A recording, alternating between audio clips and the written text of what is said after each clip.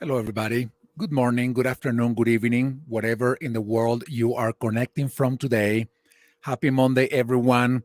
It's bright and early, sunshine, sunrise coming up behind me. I am taking a break from the place where I usually do this from, which is my home office. And I am in another very beautiful place with, all these wonderful lights and very tall mountains in the background at the heart of the San Juan Mountains in the state of Colorado. So, for everybody tuning in right now from Colorado, lucky you to have all this beauty. Thank you so much, everyone, for connecting once again to this Hacking HR live chat series that we created and we launched at the beginning of this year to discuss about a number of different things. We have an amazing agenda of topics that we have been covering over the past 3 or 4 months. And if you have missed any of the previous sessions that we've had, please go to our website, hackinghr.io, click on live chats, and you will find all the amazing conversations that we've had in there. Great insights, great ideas, great recommendations by experts, world class speakers, authors coming to this show to share about the work that they are doing to make all of us better. And I am really hoping that you are finding a lot of value out of these conversations. But as I always say, even if just for the selfish reason of it, meaning my own growth and my own development, this has been an amazing journey with all the interviews that we've had. I apologize to everybody if the sun is bright behind me. In 10 minutes, I will be gone, and all that we will be left with will be the silhouette of the Rocky Mountains back there. For those of you who are connected live right now, please let us know in the chat where you are connecting from. It would be awesome to know where everybody's connecting from. If you have any questions, comments, insights, ideas, anything that you want to say about the conversation that we are going to have today, please post it in the chat. Please make sure, though, that the your comments, your questions, your resources, anything that you want to share with the community is about the topic that we have today with us. And we're going to be talking about true inclusion and how to deliver for the people and the business. So, everybody, once again, thank you so much for being here. Please let us know once again where everybody's connecting from. And I am super excited to see you all and super excited to welcome Supriya to this conversation. Supriya, you're coming to the screen with me. Good morning to you. How are you doing? A very good morning to you, Enrique. I'm doing well and very glad to be here, very honored to be here. Well, thank you so much. I am honored to have you with me and super excited about the conversation. And to begin with, for our audience in this Hacking HR Live chat series, I would love for you to introduce yourself, to let us know more about who you are, the work you're doing, your journey, anything that you want to share with the community. And then from there, we're going to be getting into a wonderful conversation about your story and how that story is informing the very work that you're doing with inclusion for both SAP and external clients that are tapping into your expertise to do this better. So, Supriya, please go ahead. Sure, happy to. And thank you to everyone who's chosen to join us this morning. I know it's a busy Monday morning. Busy Monday morning, packed with work, many a times parental duties, caregiving duties. So, huge thanks to everyone who's chosen to join. Look, my name is Supriya Jha. I am very grateful to serve the large organization of SAP as the Chief Diversity and Inclusion Officer. I have joined this company in November of 2021, and prior to this, had the great opportunity of serving many other such large organizations in a diversity and inclusion role. Um, as you can probably guess from my accent, I grew up in India and spent, I think, about 23 years in India before I landed in the United States. So I'm, Enrique, like you, in the United States right now, not in such a beautiful location, but somewhat. You're almost looking like a sage, I must tell you that. You've got the behind you. But yeah, I'm currently in Connecticut. I work out of the New York offices for SAP. And I've been in the United States for close to 20 years now. This is the 20th year running. Married with, two daughters, 15 and 10-year old. I'm straight, and my pronouns are, she, her. And that's my.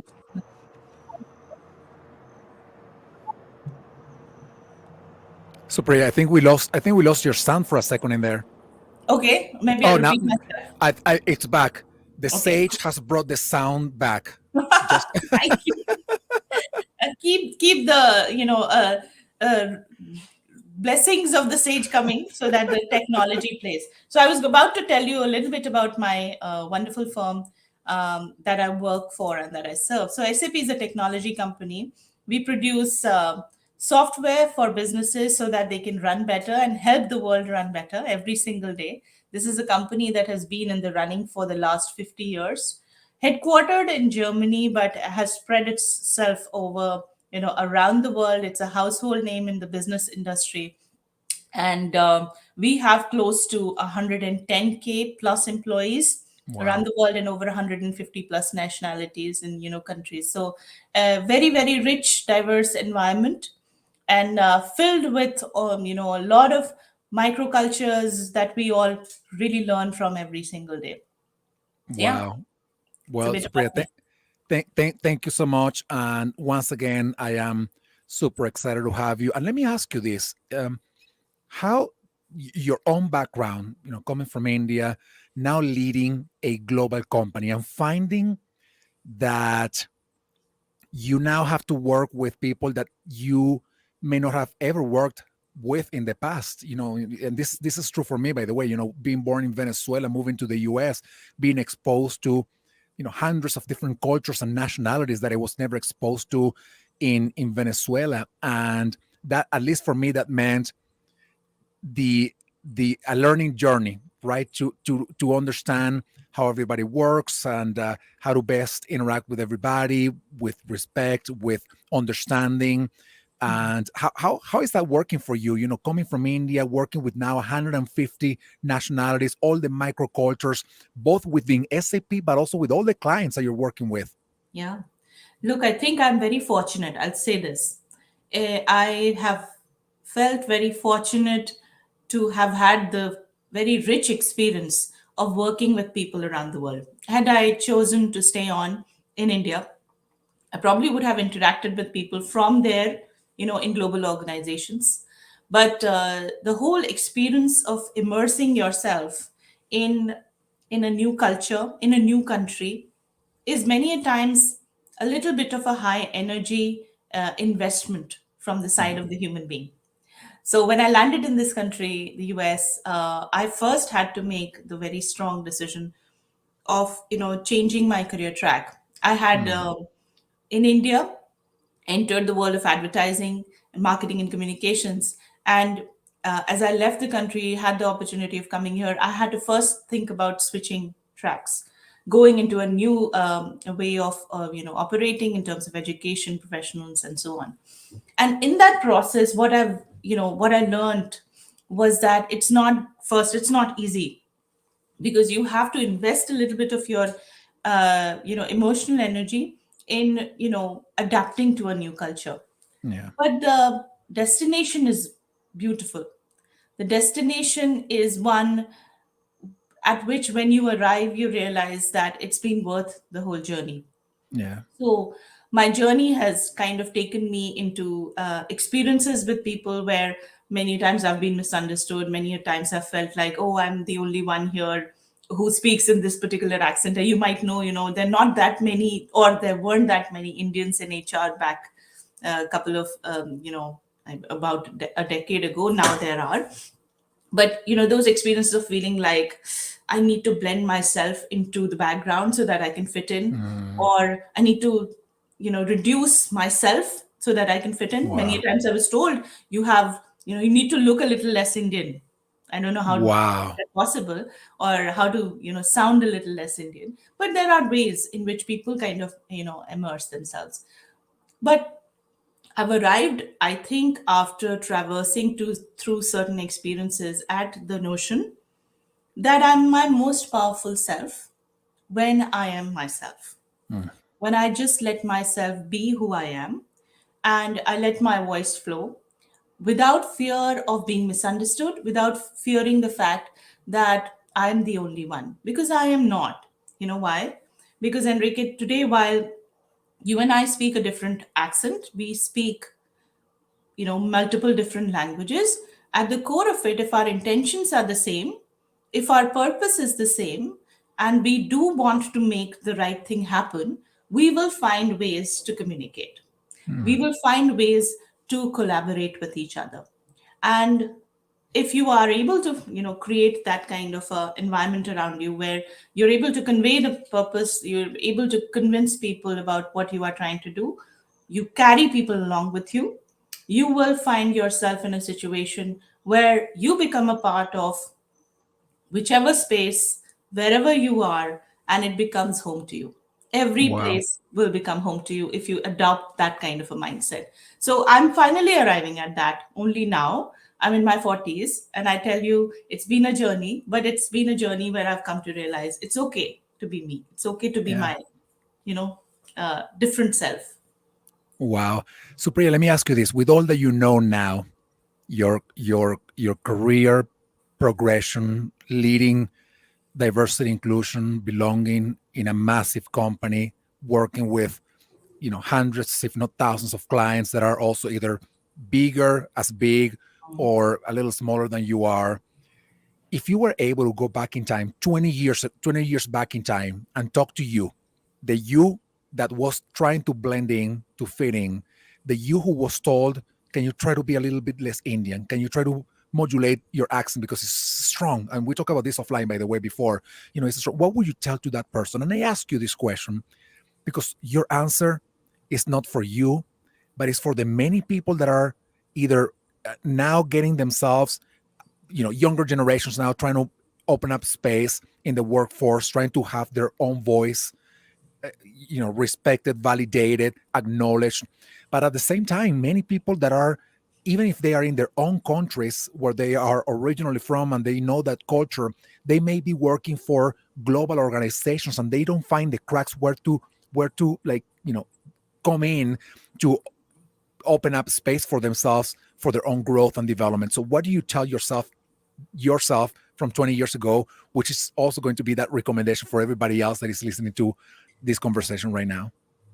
Yeah, look, I think about that all the time these days. As I might have told you, I have two daughters, 15 and 10-year-old girls, and as I see them grow, I'm constantly thinking about what is my message going to be to them too. Mm, Um, so to all the folks who are in various stages of your career, especially in the early stages, couple of thoughts that I think have, couple of things that have worked for me uh, is one, having a very entrepreneurial mindset, mm, kind of approaching every problem with the intention to solve, with the intention to create something out of it.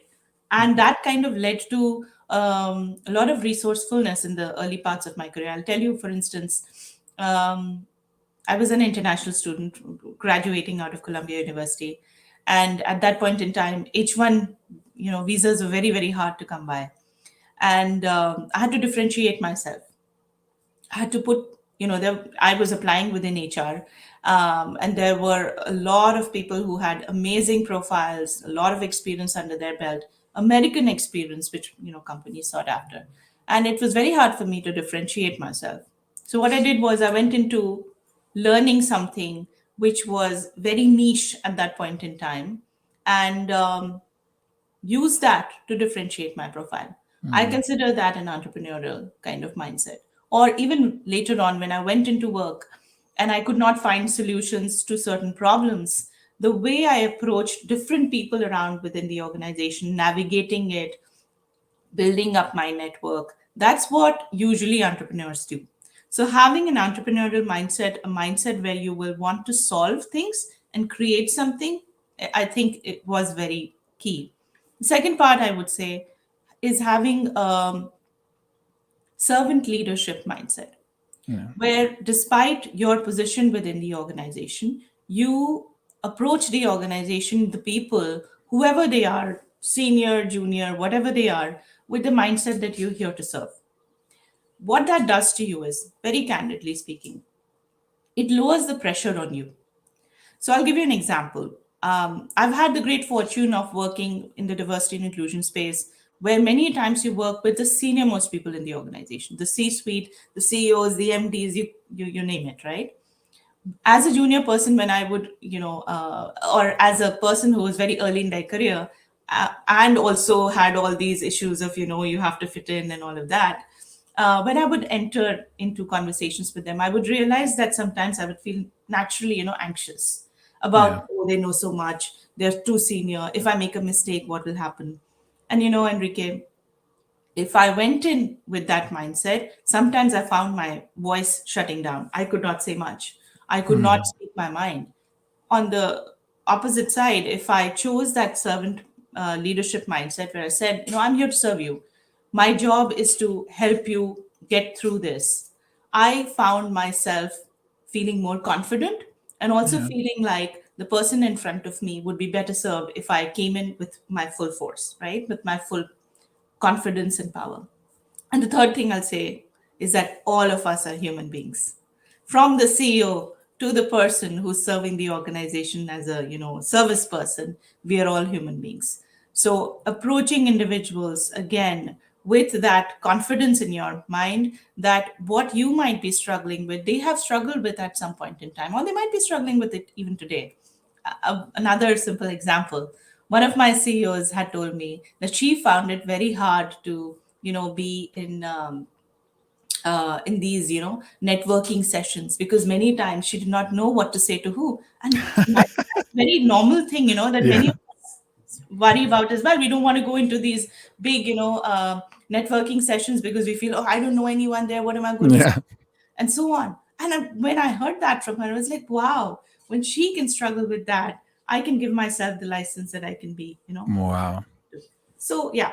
So those three things have worked for me, and I'm sure there'll be a lot of other things that I can dig up. But those three things definitely I would recommend to everyone. I want to thank you, Supriya, and I want to pick up. Like the three of them are powerful and fully resonating with me. Mhm. But there's one thing that you said that I want to bring back up to the attention of the audience, but also to ask you something about it, and especially because it belongs to the context of inclusion and belonging. You said I serve better my leaders, the people that I work with, if I Mhm. show up with my in my full force, if I show up like myself. Mhm.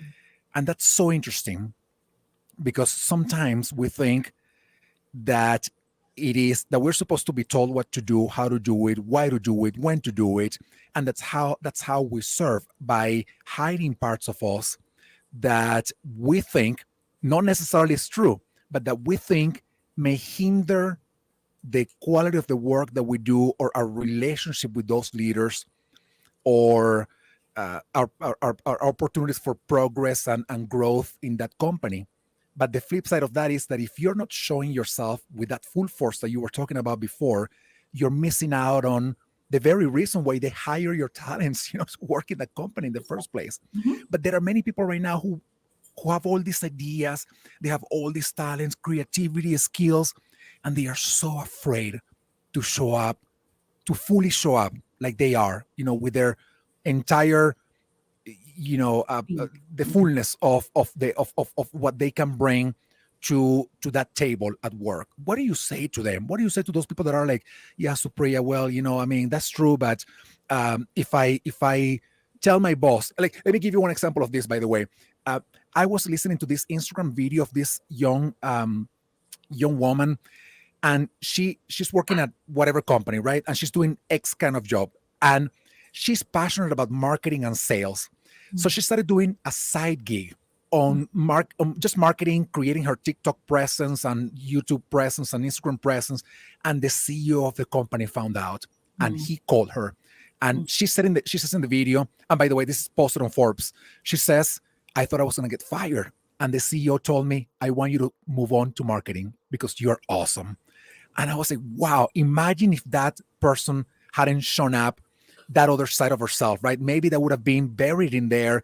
She wouldn't have felt realized ever, nor the CEO would have given her that opportunity because he wouldn't have known. So what do you say to people that are feeling that way right now, that they can't show up with the fullness of their skills, their talents, their potential at work? Look, I think if you are in an environment where you don't feel like you can show up as your true self, you owe it to yourself to create that environment. You owe Mm, it to the organization to create that environment as well. But first, be selfish. Think about what you are doing with mm, your life if you are hiding parts of yourself. mm. Enrique is looking like a sage today, so maybe I can say some spiritual stuff here as well. But when we say we are human beings, the being part is what we are living, right? We are Yeah, being our full selves. We are being magnificent in what we do every day. We have to fully optimize our one life or the living experience that we have, right? So within that, if we end mm, up hiding parts of ourselves, minimizing ourselves, blending ourselves into the background, we are doing ourselves disservice. yeah, Either we need to choose to walk out of that culture where parts of our identity need to be hidden, or create something within that culture that allows us the psychological safety and the richness that we can experience every day. Now, I'll give you an example from our work lives. You might have heard the concept of employee network groups, which are also called business resource groups, ERGs, affinity groups, and so on. These are usually grassroots movements that employees are, in many organizations, encouraged to start on their own, right? I had the good fortune of working at an organization where I was the first chief diversity officer, and my job was to encourage our people. My job was to set up the DNI strategy, period, right? So the first things I did was to help our people understand that they had a place in the system to be heard and seen and to be celebrated for who they are. So mhm, we set up the basic framework of what employee network groups would look like. We deliberately called them network groups because we didn't want to put the pressure and burden of now building a business around it and so on. So initially we started with employee network groups, and we said, look, if you feel proud of something, of your identity, of your background or whatever, you can set up an employee network group. And with that, I had a couple of people step up from the LGBT community. By the way, happy Pride Month to those who yeah, are from the community. I had a lot of people step up from our Asian network, our Hispanic network, and so on. So within that organization, a couple of people stepped up and said, I actually feel very proud of who I am. I would like to share that with my organization. And that infused so much energy in the organization from a cultural mm, standpoint that even till today, while I've left the organization, I see those groups thriving. yeah, So I this is my recommendation to those who are feeling like they need to mute themselves.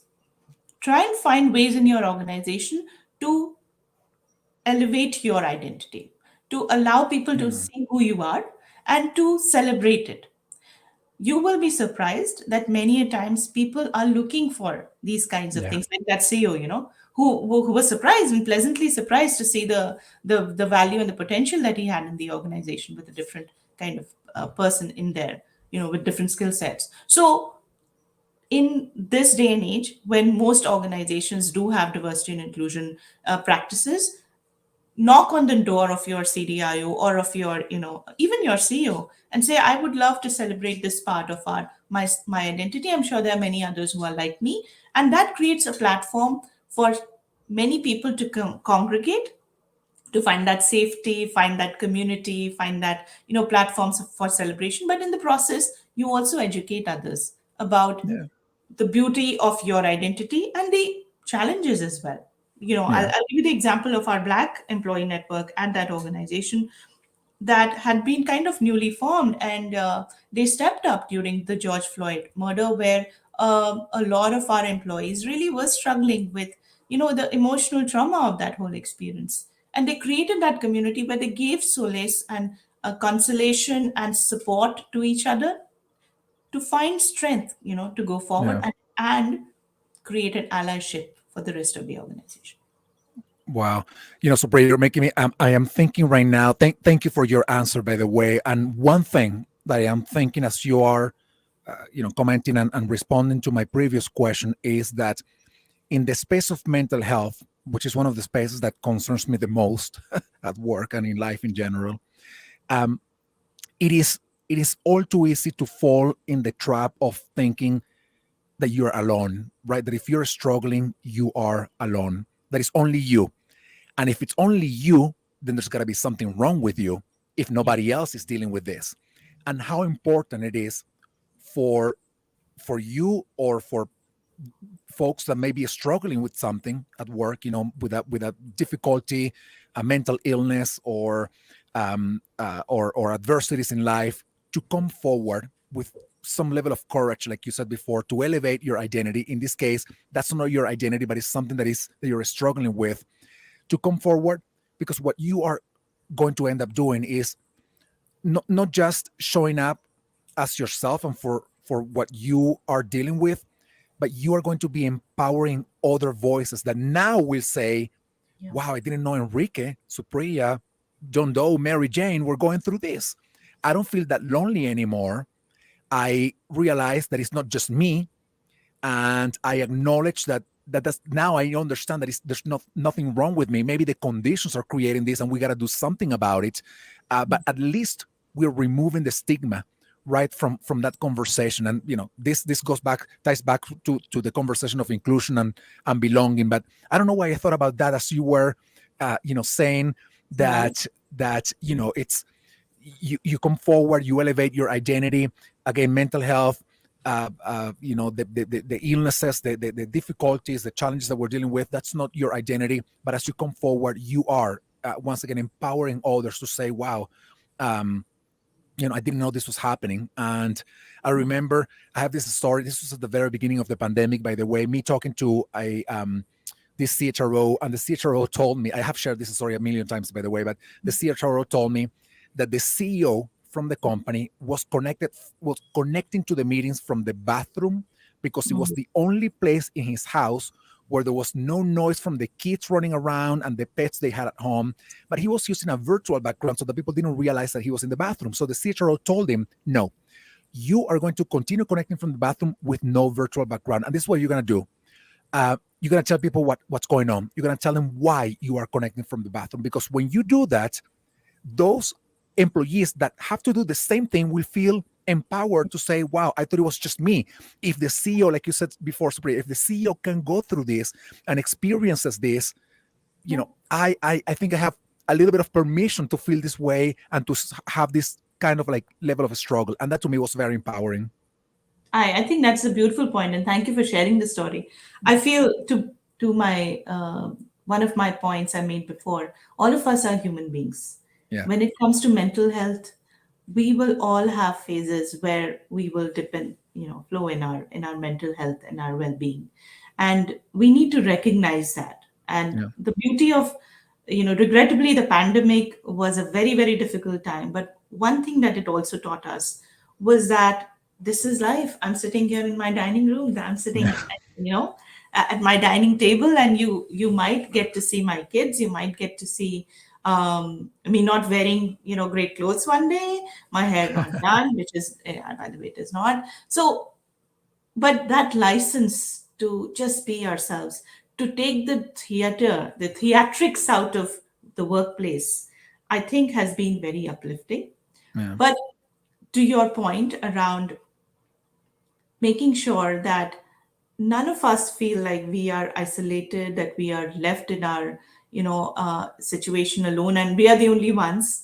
Yeah. Um, the employee network groups again come in handy. They create those avenues where people realize you're not alone in your journey. Yeah. There are many others who are facing similar challenges, who've gone through similar lived experiences, could be struggling in their daily lives even now, and it provides a sense of community and a sense of well-being. Yeah. But I also recognize that organizations, now that we are kind of moving past the pandemic, are in some instances going back to old ways, uh, you know thinking that, okay, it's all okay now, let's all come back. But I think the reset will not be that easy. Yeah. For my organization, SAP, I feel proud of the fact that we are tuned in to what our people think and how they are living their daily lives, we are still pledging for flexibility. We Yeah. are still saying we will meet you midway. We will meet you, in such a way that you can continue thriving in your lives and continue delivering the optimum, potential at work. Yeah. Mental health continues to be a priority for our organization. And I don't want to just toot the horn of SAP here, but I will say a couple of things that work well, which I recommend to others as well.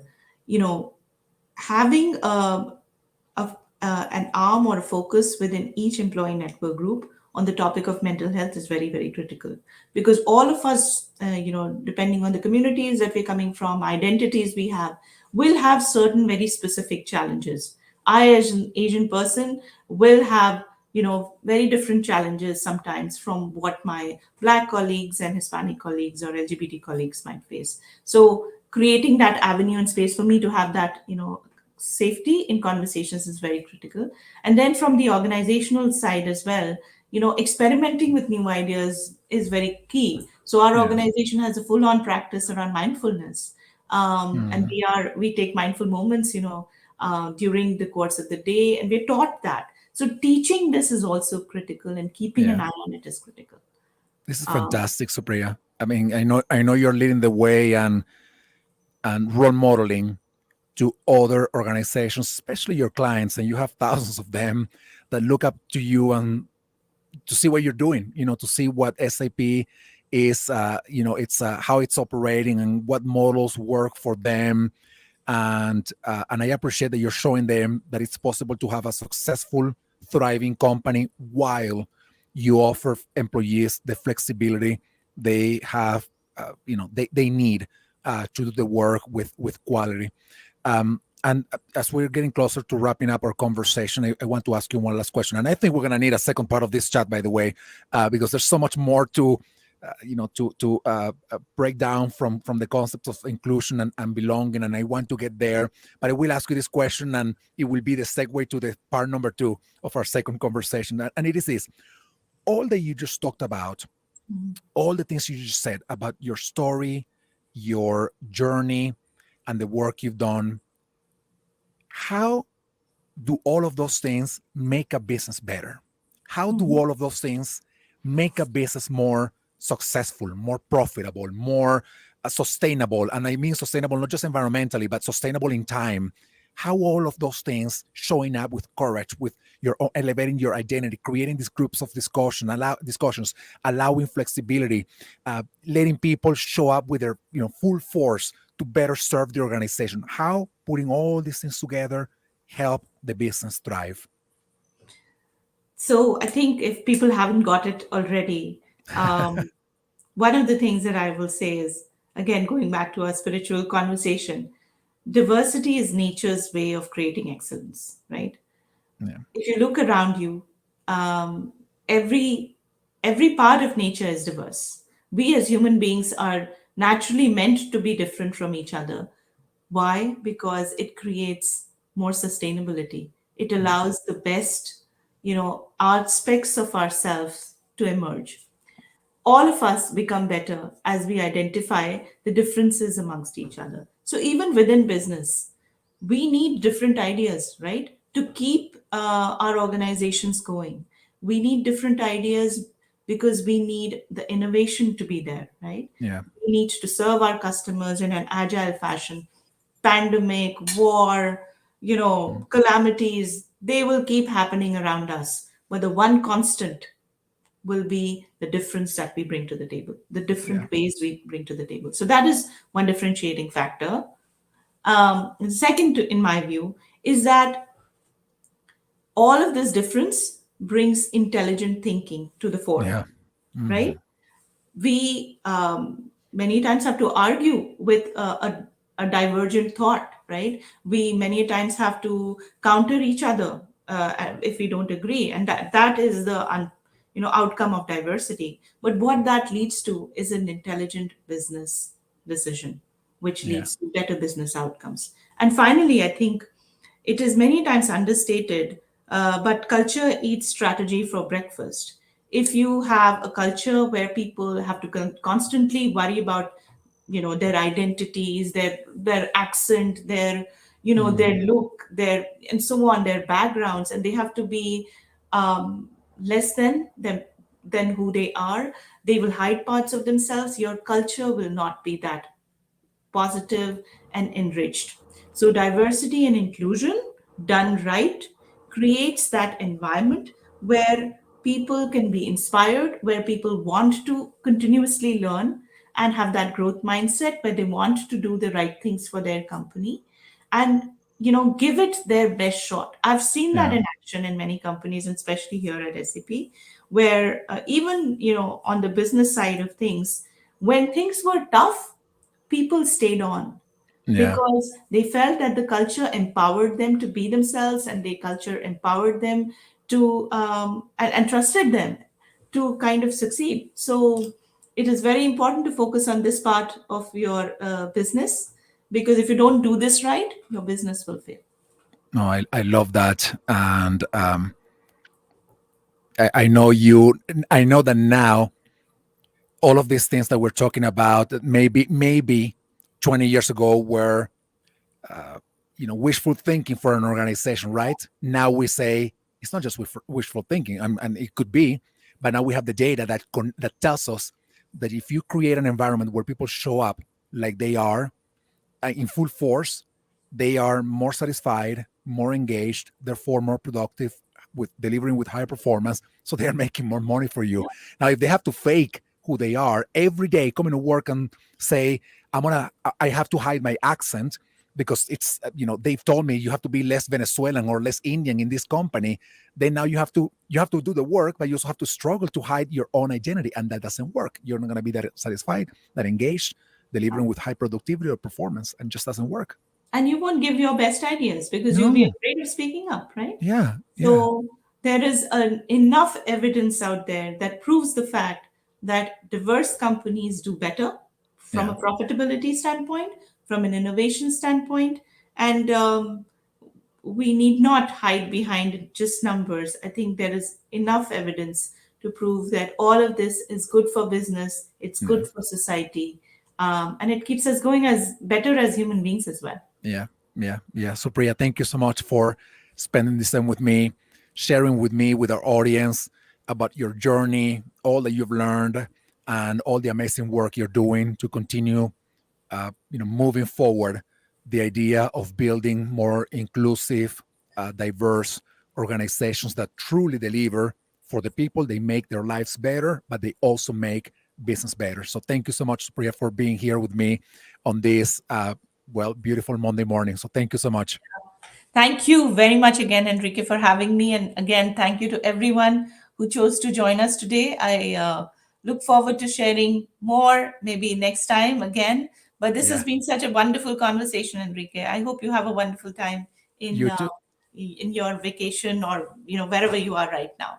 Thank you. Thank you. Thank you, Supriya. And thank you, everybody. I will see you soon in our next Hacking HR Live Chat series, or in any of the other events that we're planning for you. I hope you all have a wonderful day, and I will see you all soon. Thank you so much. Bye, Supriya. Thank you.